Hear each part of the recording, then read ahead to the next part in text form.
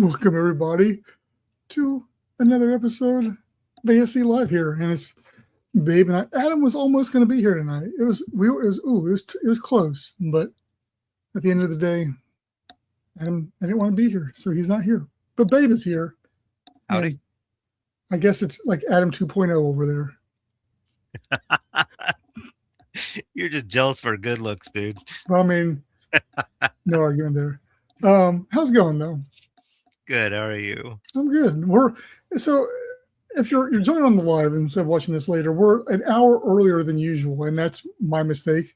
I don't know why I scheduled an hour earlier, but I was telling Babe when I was driving around today, I was thinking like, what if we did this an hour earlier instead of when we normally do it, and try that, see if that does anything differently. Well, I guess I don't know, but I had already scheduled it to be an hour earlier anyway, so it just I guess worked out to see if all this test runs or not. Regardless, we're here. We got stuff to talk about, but before we get into the nitty gritty and what we're going to talk about, there is something big coming up here, and within the next. Well, there's several big things coming up this summer, but the one is Subnautica 2. Yeah. And so, as I was right before, like 30 seconds before, I was clicking through stuff. I saw a thing about what we have to have in Subnautica 2.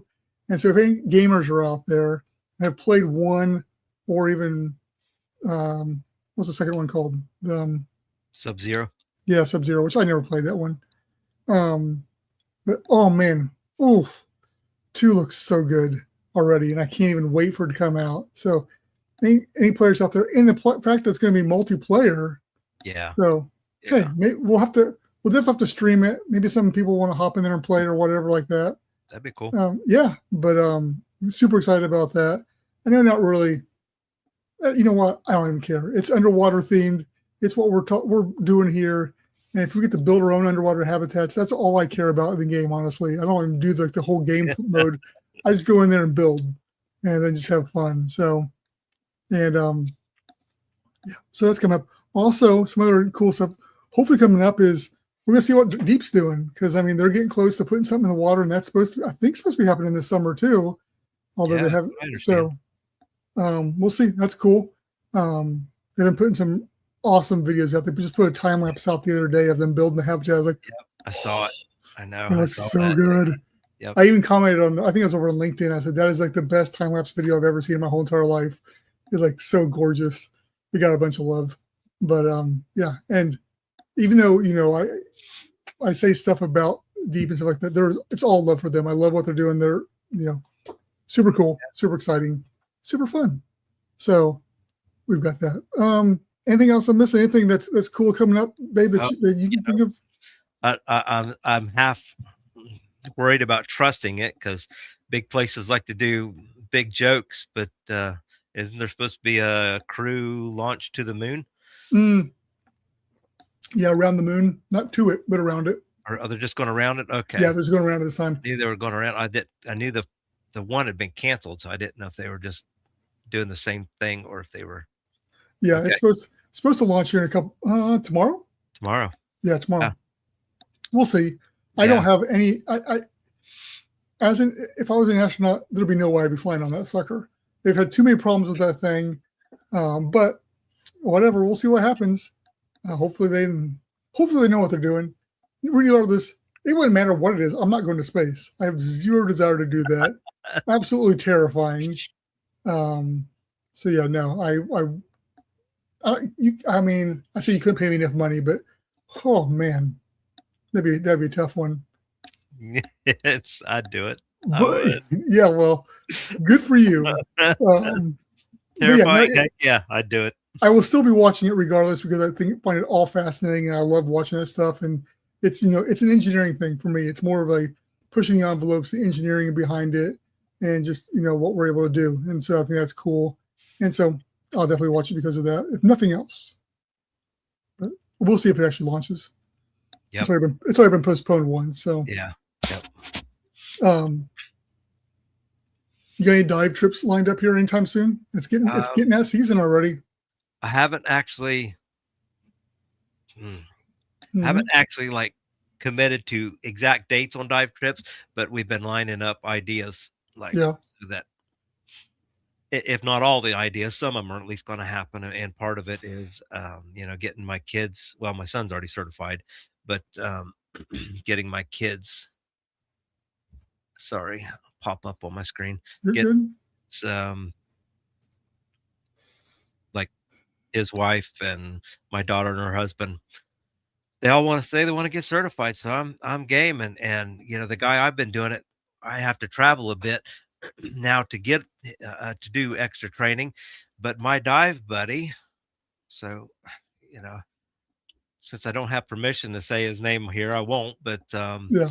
I imagine he wouldn't care. But still, he just went through all the courses, and he can now teach scuba. Wow. He like took a big step, took all kinds of time. 'Cause his work now, what he does now, allows him the schedule to do that. So he'll be here in my area. And so I told the kids, you really need to take advantage of this and Yeah. get here and, let him teach you because it's here. And so, yeah, I'm pretty Very excited. cool. Yeah. Very cool. Someone they That's. know and trust, and um, they don't have to travel as far. Mm-hmm.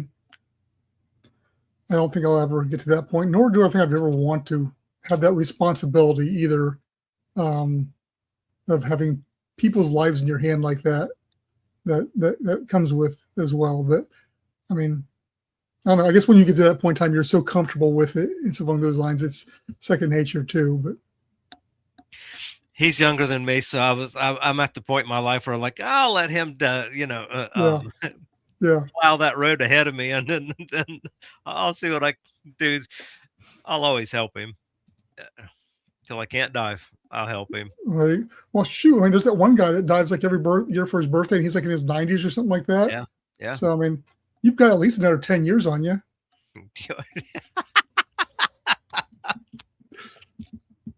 At least. Yeah, yeah. Yep. Anyway, so let's get into it. Let's get into what we're talking about tonight. And this was something you came up with.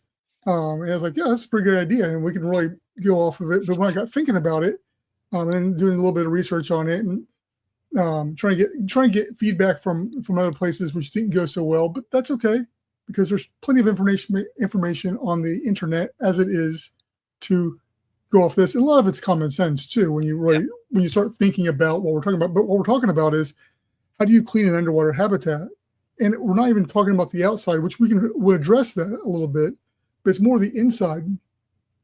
I think the first thing is, well, duh, you vacuum it, you clean it, stuff along those lines. But depending, it can be a whole lot trickier than just that, and a whole lot more steps too. Yeah. So I didn't know if you wanted, since this was your idea, if you wanted to start off with the conversation or not, or if you wanted me to go, or what you wanted to do there. Well, well, you already said it, the cleaning. Yeah. So does your stuff cover like the hand basics, the basics of just like your hand?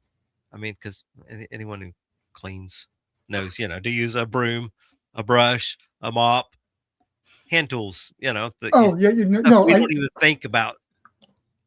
You just do it. You don't think about it. I didn't get down to which brands you have to use to clean underwater habitats and stuff along those lines. But no.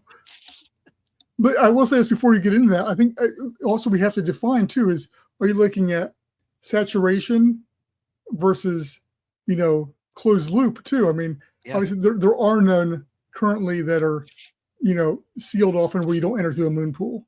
But when we're looking down the road, how do you clean those, and how does that change? Yeah. And we can look at what NASA has done with the space station and stuff along those lines. It's a similar setup. So how that goes? So you really have two different types of stuff we can discuss on here. And I actually have a chart, I'll show it towards the end, that discusses that a little bit more.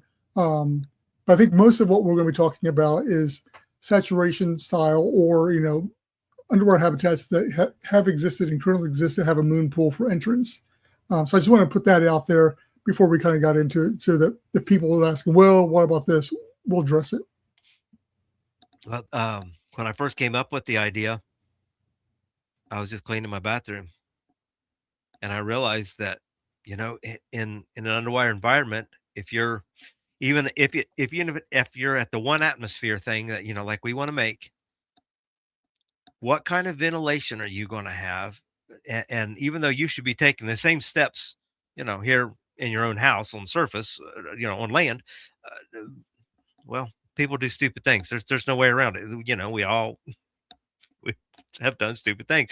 So I was thinking, because for ventilation, so your air scrubbers, your filtering system. So what's making that safe for you down there as far as fumes for just cleaning.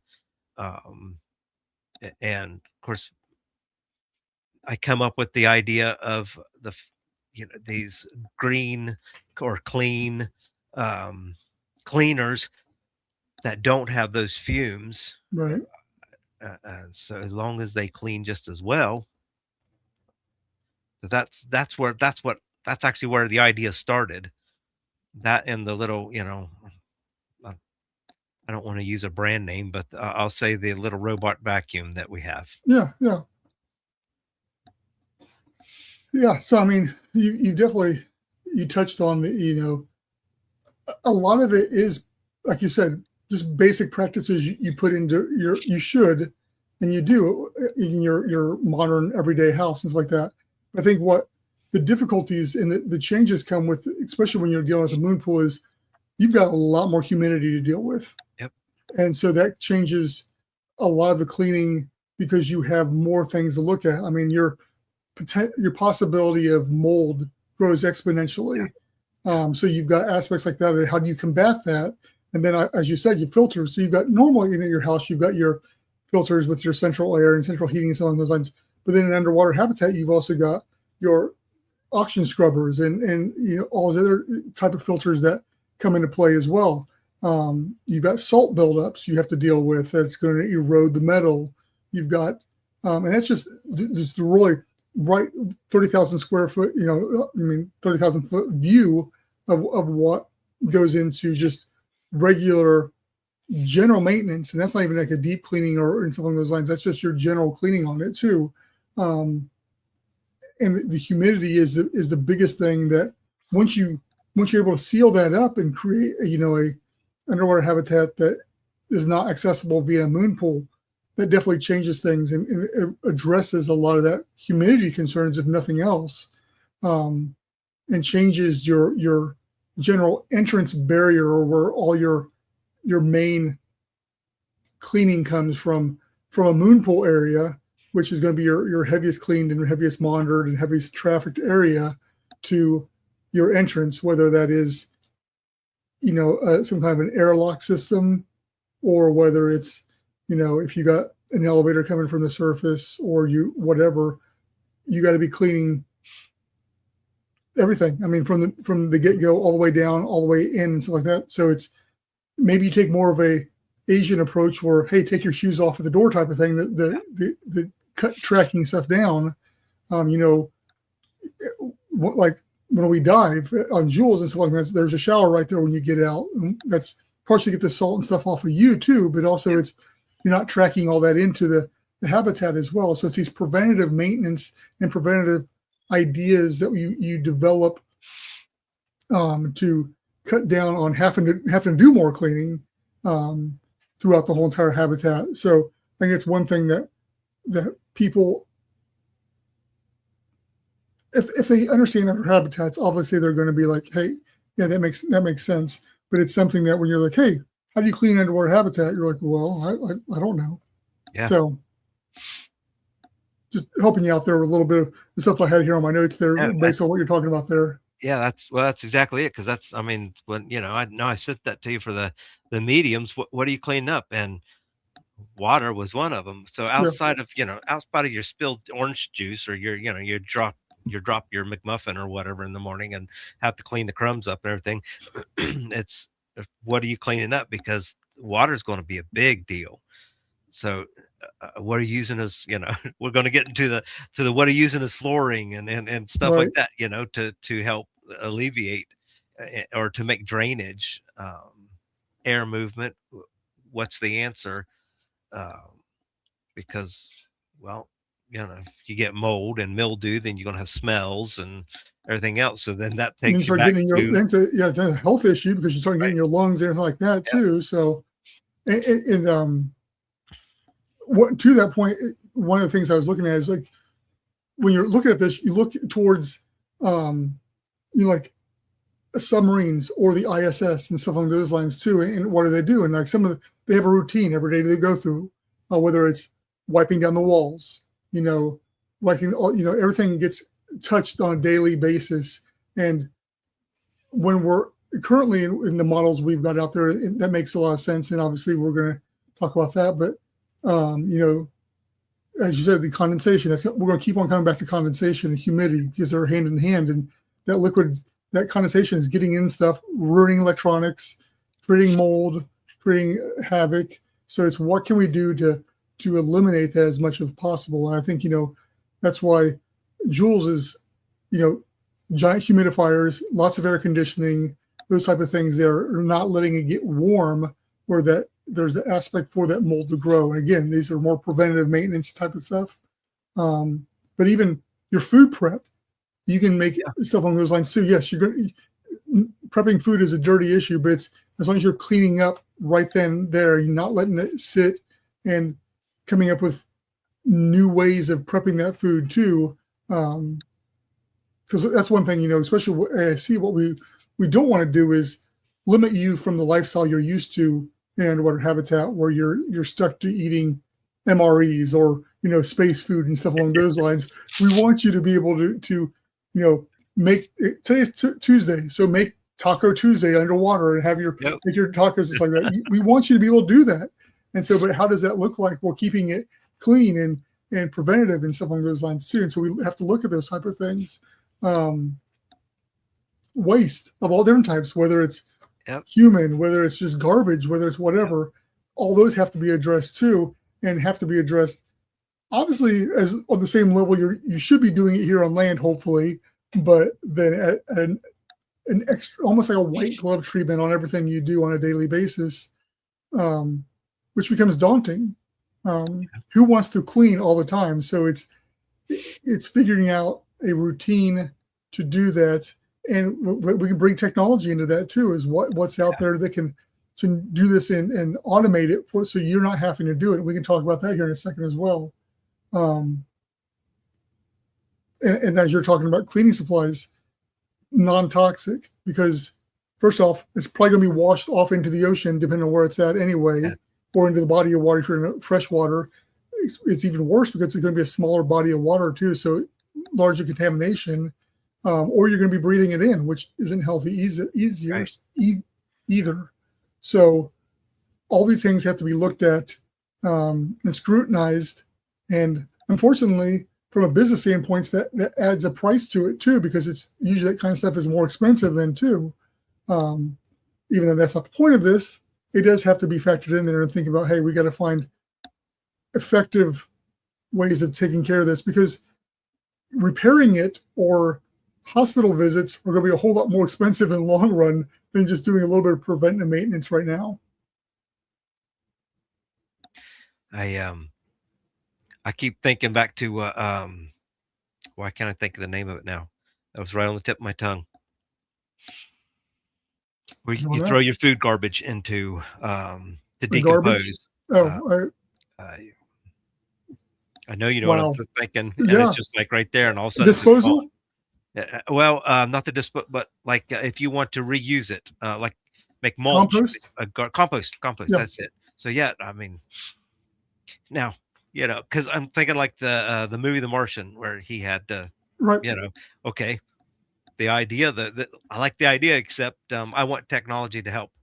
Like I don't have to do all that by hand, right? I can, but I don't want to have to, and so I think using or having a way to take that compost and putting it back into growing your own food. I think that'd be one way to deal with some of the waste.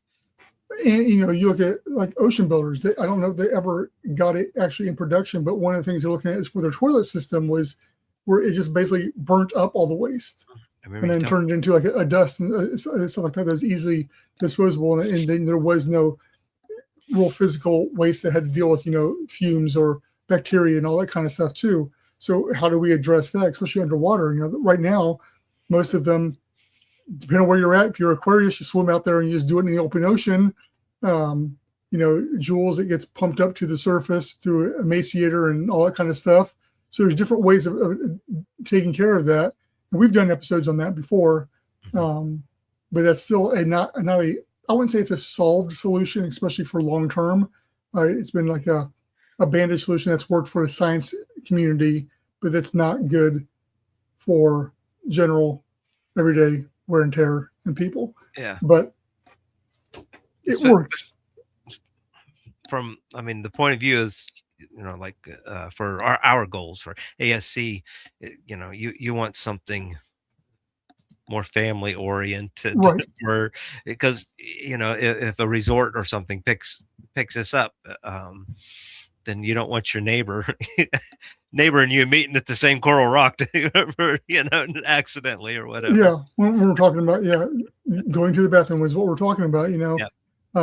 Like I say, that was one of the issues that haunted me for the longest time was how do we solve that? Because dealing with pressure, doing all this type of stuff, you just can't open a valve and let it go out type of stuff. So you're going to have,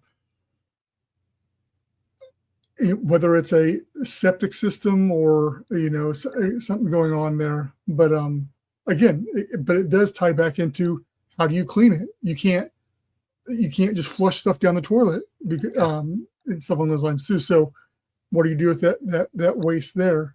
All these things, again, have solutions out there. But they may be costly, or they may not be the status quo or what people, the average person is used to and is going to be okay with too.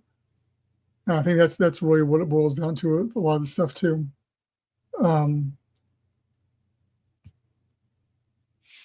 One thing we can discuss, what I'm doing is I'm walking through like an underwater habitat in my head here, and hey, what we got clean, which always starts with the wet porch, the moon pool, and that's hosing that thing down or whatever needs to happen there, taking care of that metal, because also then that starts to bleed into your outside maintenance because you're going to start getting barnacles and stuff building up around the entrance, which I know from firsthand will cut you like no other, and you'll bleed like crazy. I just gradually grabbed onto something on Jules, and man, I cut my finger wide open. I was like, I didn't even feel it, but it's bleeding like crazy. And so, and same thing. So then it gets into what do you do about that external, and how much do you clean on the external? And I don't know if you want to discuss that too in depth or not, if you even had any notes on that at all, or you just focus on the inside. I didn't have any notes on that, but my thoughts is commercial divers, especially the cleaning groups, they already have a lot of that taken care of. Yep. So is this a future business where you which just we talked about before, ships and they clean? So yeah, it's you, instead of having your home power washed, you have these guys come in and clean it. Yeah, which we talked about. One episode we talked about the different industries that could be created because of underwater habitats, and this was one of them. It have a maintenance company or like a cleaning company that goes around on a regular basis and cleans the windows, cleans the barnacles, the algae, whatever off of it, type of stuff too. At the same time, I think a lot of that can be automated. I mean, you've got little ROVs that can go over the thing on a regular basis and clean the windows and clean all this stuff off and constantly keep the external clean. So the external is not as big of a concern because it doesn't deal with a lot of the issues we're talking about. It's just more of when that external bleeds to the inside is when we really start having an issue, in my opinion, at least, because that's where you start to come into health issues and just barriers that have to be addressed. So I did. I was looking at so it wasn't much, but you were talked about the actual tools of the trade, and so did you want to talk some more about that, or did you? Well, as far as tools for the trade, like I said, everyone knows our basics. But if you get into something power,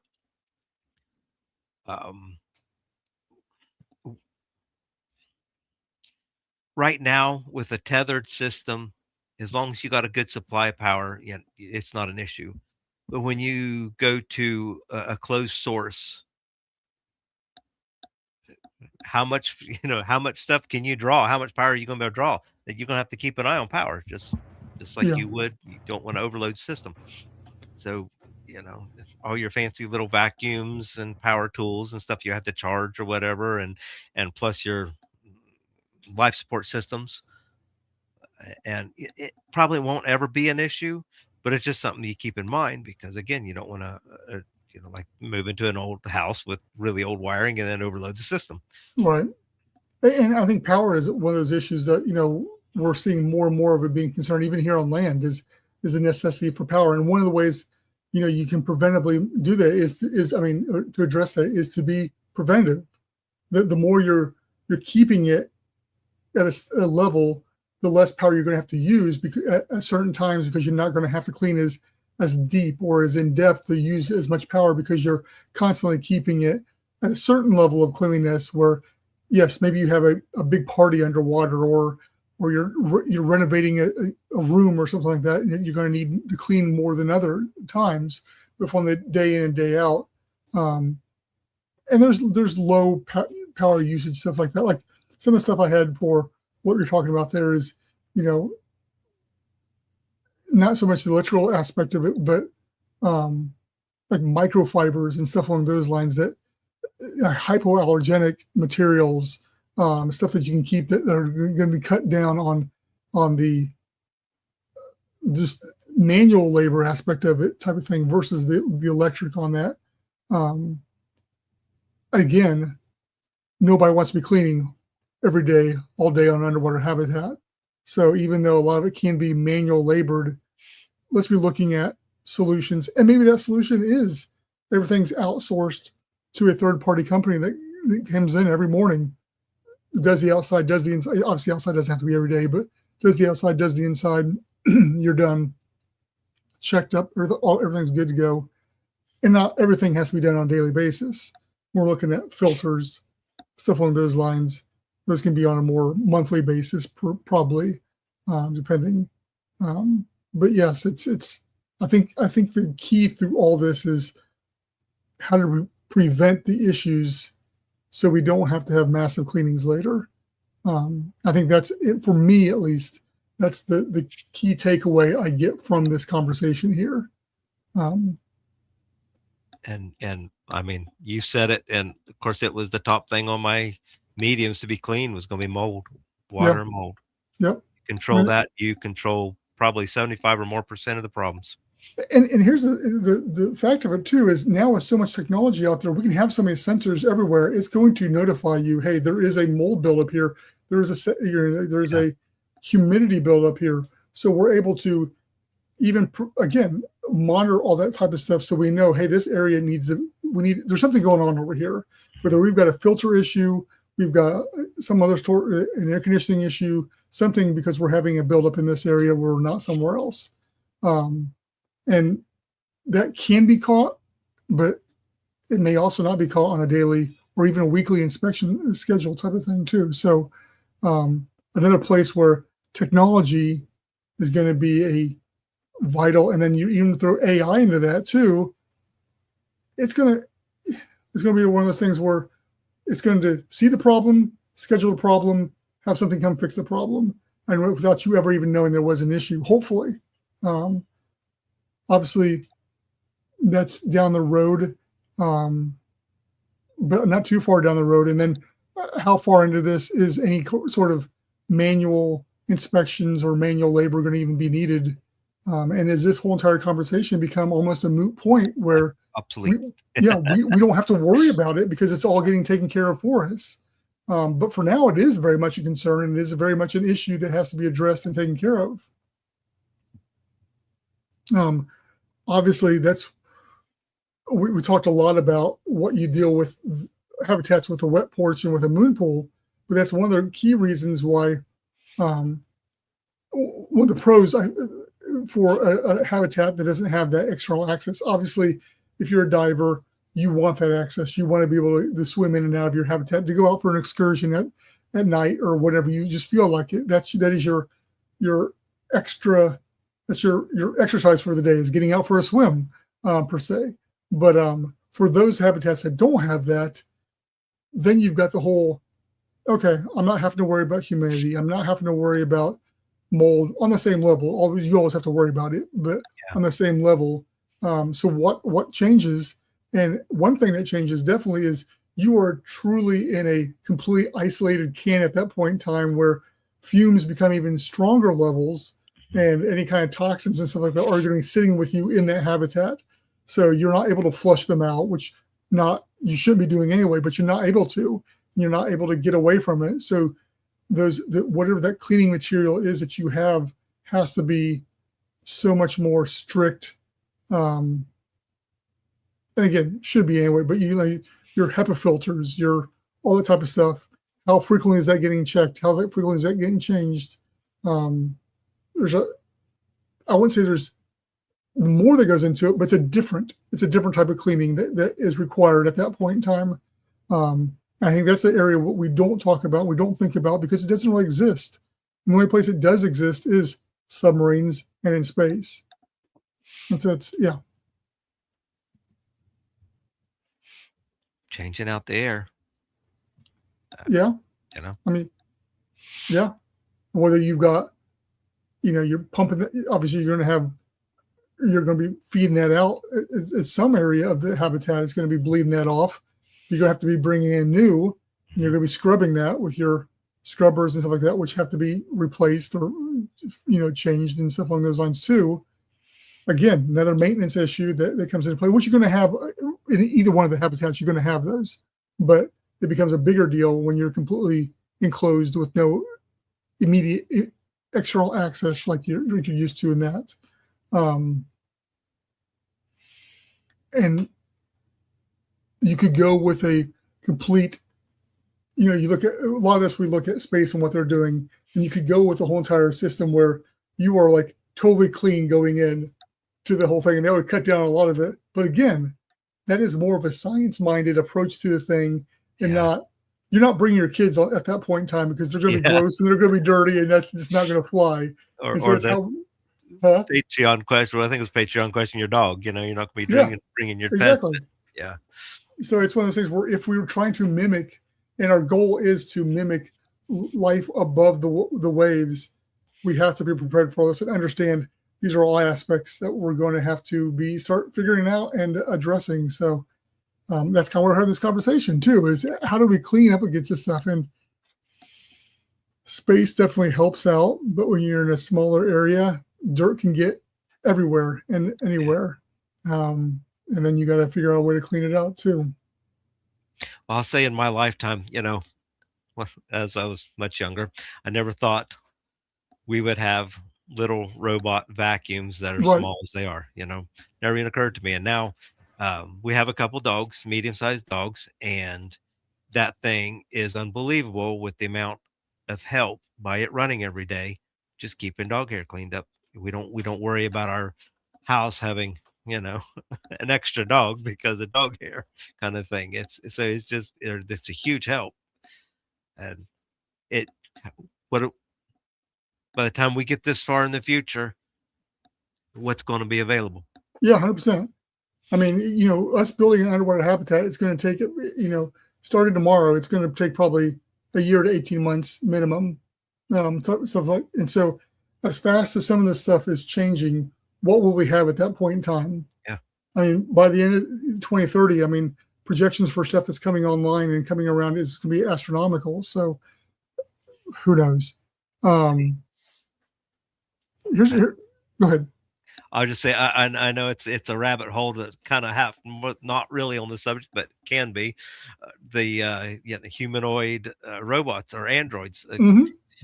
They said, and within the next couple of years, like so many houses are, I'll say, income above whatever, are projected to have those.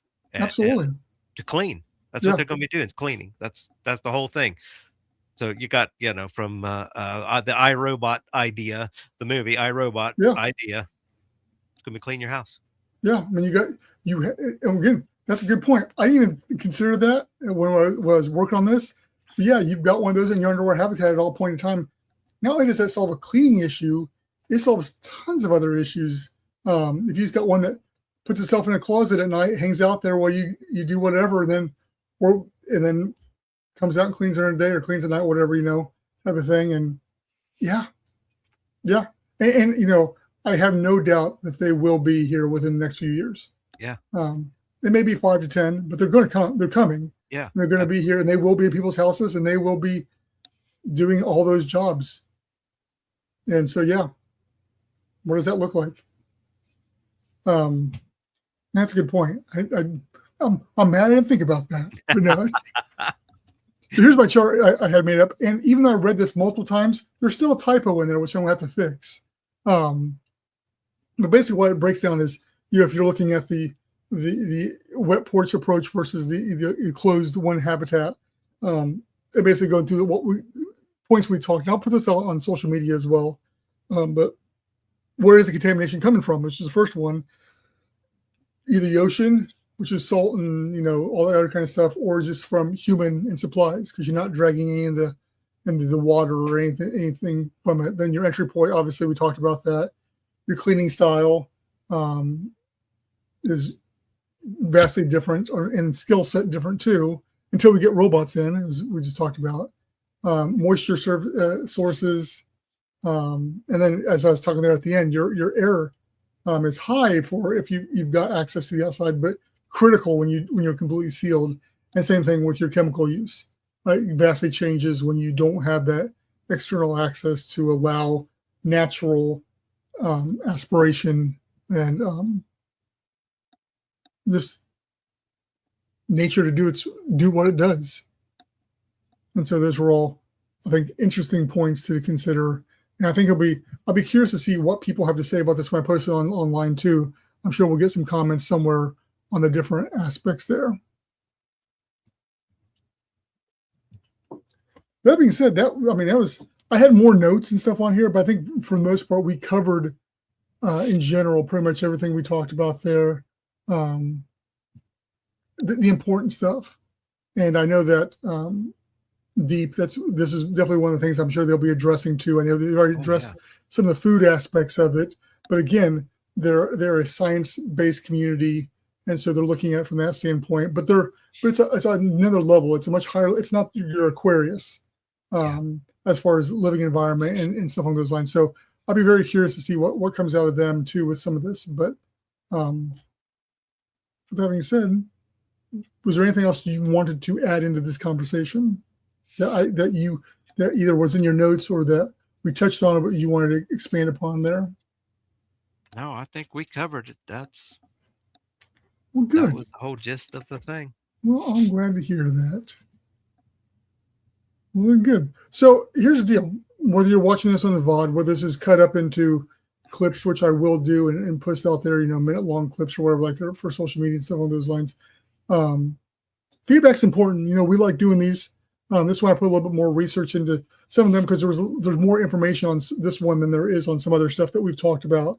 Some of the stuff is more of a hypothetical, or it's a what if type of thing. There hasn't been any true evidence or information on that. So, but this one, we've got 60 years of what have we done and what's been an issue at least, and then what is being done today in similar environments. Like I said, whether it's submarines or space stations, or on Aquarius, or Jules. And so we've got all those things. But yeah. So comment, curious, who's into all this stuff. What do you have to say? We'll close it out. But before we close it out, I want to address one thing. So people may or may know, I don't know if I made it public or not, my Facebook accounts are gone. I am no longer on Facebook. My account got hacked, and then my backup account got banned. And so per Facebook, I'm not allowed to ever create another Facebook account. I've tried multiple ways, multiple different types. They say no. I can make one with a fake name and stuff along those lines, but if ever asked to verify with my driver's license, I'm SOL at that point in time, because I can't verify I'm some alternative entity. So you will see less interactions from ASC on Facebook than you have in the past. Obviously, I have a backdoor in through the guys for posting and stuff along those lines, and some just general gatekeeping. But when it comes down to real interaction, it's going to be very limited, which is horrible because Facebook's a big environment and we love being on there. But if you're trying to reach out to me, there's better ways of doing it. One is either on X or LinkedIn, because I am still on there all the time. You can always email me, which my email, I think, is on the website, which is brendan@atlantaseacolony.com. Those are different ways you can get a hold of me. But if not, you can comment on there, and Adam usually lets me know what's going on, or Babe if he sees it, so along those lines. So I just want to put that out there in case people are commenting and they're not getting much of a response, and like that. That is why. So with that being said, as I was saying, AtlantaSeaColony.com. Go check that out. That's our website. That's where we've got all of our social media links that you can follow us on, and see what's going on with what we're working on, or just information about underwater habitats, which is one lot we put out there too, is just, eye candy, ideas, posts. And it's not only underwater habitats, because we have a good relationship with the seasteading community and stuff along those lines. We do put some stuff out there about them as well. Ocean tech, that different type of stuff. Alternatively, if you are more the type of the person that likes podcasts or like sitting around listening, we do have a podcast, Colonize the Ocean, the podcast. This will be on there next week on one of the podcasts. I turn all the live streams into those, and then I put out stuff twice a week. Once me talking, and then one AI. With the AI though, I'm not with the AI, sorry, with the short, I've started bundling that with our Patreon, where you can take a poll that is associated with the podcast, which I thought would be a fun little change, where it gets people a little more engaged and gives you a little bit more feedback into what I'm talking about. So if you want to go join the Patreon, you can. Patreon.com/AtlantaSeaColony. I mean, taking the polls is free. You just go over there and take them. It doesn't cost you anything, doesn't make you do anything. Just go take the polls. And because of Patreon.com, we do have some backers, and I'll throw them out here real fast. We got Brian, we got Babe, we got my dad. Adam is renegotiating some things here, so he's dropped for the time being, but he said, I will be back. And then, of course, I am a backer, but I don't put my name out there because I'm not going to be self-serving like that. And then we've got a bunch of free people that, have joined for free, and just to see what's going on and take polls and be out there. And as you can see, the names scrolling right there. If you're watching this, if you're on the podcast, I guess you're not seeing them. Unless you have the video, because I do have video podcasts. So if you're like on Spotify or some of those other places, you can get it on video. That being said, Babe? The polls. The polls. Yeah. Oh, the polls. It's like you always have like two choices out of the four that are just always get me. Yes, I noticed that. It's like, but it's like, okay, I gotta decide. Is that a good poll or is that a bad poll? Should the poll questions be more divisive where you don't have a 50-50 on it, or is it a good poll when you don't know? It's a good poll to help people think and drive comments. Okay, fair enough. That's my take on it, because usually I put a comment, and I don't know whoever else reads or makes comments, but that's the idea, because to me that's a good poll, because you're thinking about it. We don't live in a perfect world where this is going to be the solution no matter what, right. So that's what you're running with. Yeah. All right. Well, that's good feedback. That's what we need, is good feedback. All right, Babe. Well, everybody, thank you once again for tuning in, watching this now, later, whatever. And we'll be back in April at some point in time, I'm sure, because tomorrow is April. April. Yep. We will see you later. Again, thank you, Babe, for joining me tonight. Thank you. Hopefully, Adam will be here next time, too, and get his voice back in here. And everybody, have a great rest of your week, and we'll see you later.